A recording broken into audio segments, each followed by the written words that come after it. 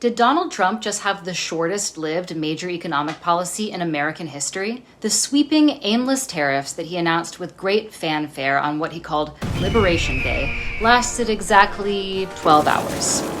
Now his tariff policy is up in the air. What just happened? I thought that people were jumping a little bit out of line. They were getting yippy, They were getting a little bit yippy, a little bit afraid. What he means is that ever since he announced the initial details of the poorly executed tariffs and threw the economy into chaos, billionaires have complained that their profits are in jeopardy.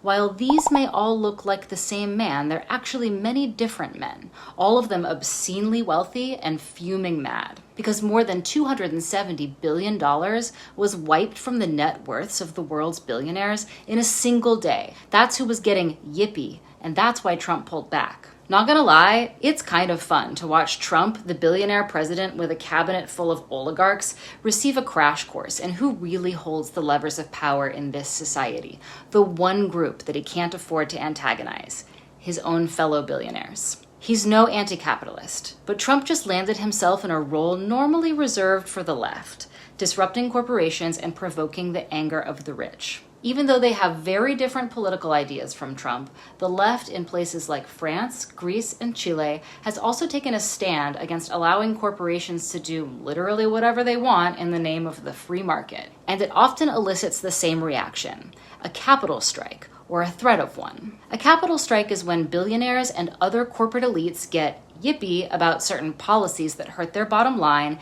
and stop investing, causing the whole economy to collapse, which typically means politicians lose their jobs. Corporate elites often don't have to outright threaten a capital strike.